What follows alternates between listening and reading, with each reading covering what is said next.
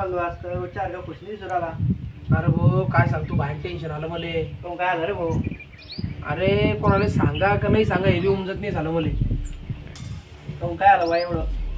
काय भाऊ आता तुम्ही मग रोजच्या बैठकचे माणसं आहे, तुम्हाला तर सांगणंच पडेल. गावात तुम्ही कोणाला सांगू शकत नाही. बसा तुम्ही, मी तुम्हाला सांगतो आता विषय. काय झालं मग ते? हो तुम्हाला विषय सांगतो. माझ्यासोबत काय झालं मालूम आहे का?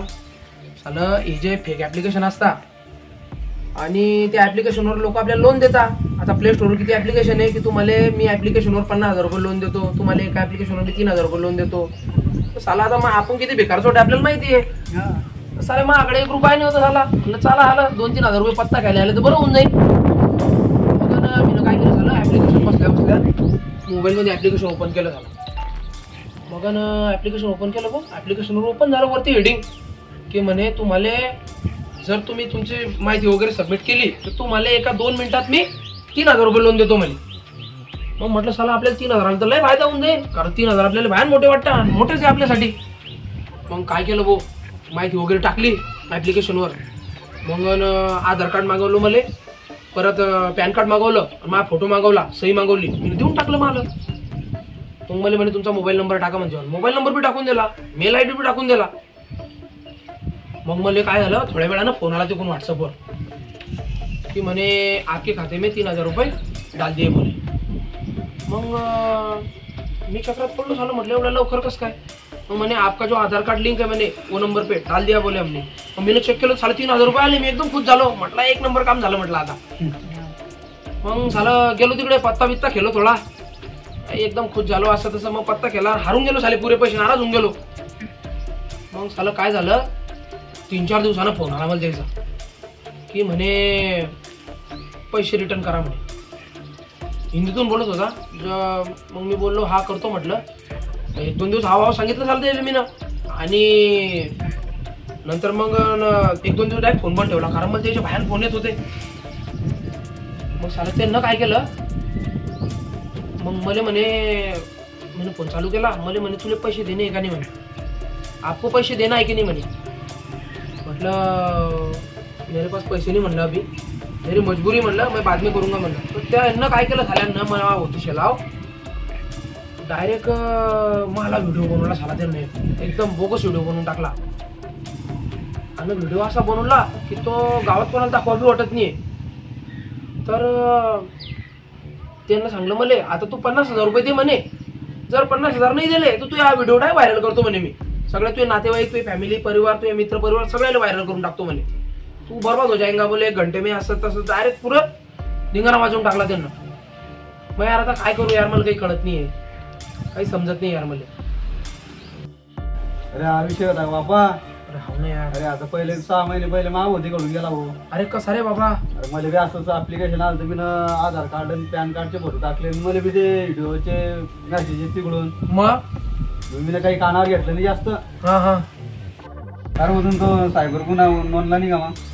अरे भाऊ माझा जीव घाबरतोय झाला सायबर गुन्हा नोंदवले. कारण काहून हिनं 3,000 रुपये लोन ऑलरेडी घेऊन टाकेले आणि असं वाटतं की सायबरवाले म्हणतील तुला लोन काहून घेतलं. मग त्याच्यामुळे मी सायबर गुन्हा नोंदत नाहीये. काय करू मग?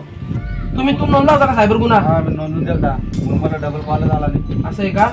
मग तो 19-30 नंबर आहे वाटतं, कारण आता सध्या आपल्या कोणालाही फोन लावला ना आपण तर डायरेक्ट दाखवतात की तुम्हाला जर सायबर गुन्हा नोंदवायचा असेल, कारण सायबर क्राईम खूप वाढलाय ना, त्याच्यामुळे दाखवता येते. मग ते 19-30 वर गुन्हा नोंदवून देऊ का? होऊन जाईल का मग ते माझा कार्यक्रम सगळा ओके? टेन्शन नाही. काय टेन्शन वाढवलं, सगळं माझ्या नातेवाईकाला फोन करता येते, माझ्या मित्र परिवारले फोन करता येते. घाबरावता सगळे येले पहिल्यानं. अरे पण ते व्हिडिओ टाकताय ना सगळे येले. मग व्हिडिओ काय व्हिडिओ बनवला आपल्याला धमक्या देतात. असं आहे का? काही घाबरायचं काम नाही म्हणजे? बरं मग काही घाबरत नाही, डायरेक्ट गुन्हा नोंदून देतो त्याच्यावर आज, काय की नाही म्हणजे मा मागची जाती मिटून नाही यार. मी त्याच्यामुळे बाहेर टेन्शन मध्ये आहे. कालचं मी काही जेवेल नाही, खावेल नाही, एक घास खायला नाही मी ना, माझ्या पोटात एक घास नाही आहे. काय करा उमजत नाही मला. गुन्हा नोंदून दे डायरेक्ट डोक्याला ताण. चालेल मग गुन्हा नोंदून देऊ आहे की नाही? चालू मग आपण सोबत जाऊ गुन्हा नोंदवले. मग चालेल का? चालेल मग चालेल जाऊ दुपार. तर नमस्कार मित्रांनो, मी तुमचा मित्र राहुल आणि आपल्या YouTube चॅनलमध्ये तुमचं सर्वांचं स्वागत आहे. तर बघा मित्रांनो, आपल्या इंडियामध्ये सायबर क्राईम खूपच वाढलेला आहे मित्रांनो. तर बघा सायबर क्राईम अक्षरशः एवढा वाढलेला आहे की तुम्ही कोणत्याही अननोन लिंकवर क्लिक जरी केलं ना तरी तुमचा जो आपला इम्पॉर्टंट डाटा आहे तो त्यांच्याकडे डायरेक्ट सेव्ह होऊन जातो. आणि इतर हे ऍप्लिकेशन त्यांच्यावर जर तुम्ही काही अप्लाय केलं, जसं मी तुम्हाला सांगितलं आहे व्हिडिओ मार्फत, तरी मित्रांनो आपला डाटा त्यांच्याकडे सर्व कॉन्टॅक्ट लिस्ट वगैरे चालली जाते आणि ते आपल्याला फसवण्याचा प्रयत्न करत आहेत. तर सायबर गुन्हा इतक्या प्रमाणात वाढलेला आहे. अक्षरशः तुम्ही आता जस्ट कोणालाही फोन लावून बघा तर डायरेक्ट आपल्या महाराष्ट्र सरकारने असं जारी केलेलं आहे, तर डायरेक्ट रिंगटोन अशी लावलेली आहे की जर तुम्हाला सायबर गुन्हेवाले फसवत असतील तर 1930 या नंबरवर कॉल करून तुम्ही त्यांचा गुन्हा नोंद करू शकता सायबर क्राईमला, आणि तुमची जे फसवणूक होते त्यापासून तुम्ही वंचित होऊ शकता मित्रांनो. तर बिलकुल ह्या सायबर गुन्ह्याला घाबरण्याचं काम नाहीये. कुठल्याही गोष्टीचं टेन्शन घेऊ नका. जस्ट आमच्या मित्रासोबत हा विषय घडलेला आहे मित्रांनो. आता सत्य घटनावर आधारित आम्ही हा व्हिडिओ बनवलेला आहे. आमचा एक जवान फसलेला आहे, आमचा मित्र फसलेला आहे. त्यामुळे आम्ही तुम्हाला हुशार करतोय की त्यांना बळी पडू नका. आणि ते तुम्हाला जर तुम्ही एकदा पैसे पाठवले तर ते तुम्हाला परत परत परत परत पैसे मागताय, तर त्या गोष्टीला तुम्ही बिलकुल बळी जाऊ नका आणि त्यांना 1 रुपया सुद्धा पाठवू नका. जर तुम्ही त्यांना पैसे पाठवले तर ते तुमचा UPI ID हॅक करून तुमच्याकडनं भरपूर पैसा लुटू शकतात आणि तुम्ही एवढी तुमच्या आयुष्याची मायापुंजी कमवलेली आहे, जो पैसा कमवलेला आहे तो एका मिनिटामध्ये बर्बाद होऊ शकतो मित्रांनो. तर हे सायबर गुन्हेगार असून यांच्या नादाला यांच्या बळी पडू नका. बिलकुल यांच्यापासून वंचित राहा आणि कुठलाही अननोन कॉल उचलू नका. मोबाईल अपडेट ठेवा आणि या गोष्टीपासून बिलकुल वंचित राहा मित्रांनो. तर बघा मित्रांनो, या व्हिडिओच्या माध्यमातून मी तुम्हाला जागृत करण्याचं काम केलेलं आहे आणि हा व्हिडिओ आपल्या मित्रांपर्यंत शेअर करा, आपल्या नातेवाईकांपर्यंत शेअर करा आणि तुमच्या जेवढे संपर्कात असतील त्यांना शेअर करा. कारण मित्रांनो सायबर गुन्हेगारीचं प्रमाण खूपच वाढलेलं आहे आणि जरूर जागरूक व्हा तुम्ही.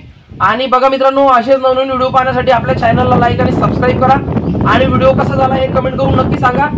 तोपर्यंत जय हिंद, जय भारत, जय महाराष्ट्र आणि जय खानदेश.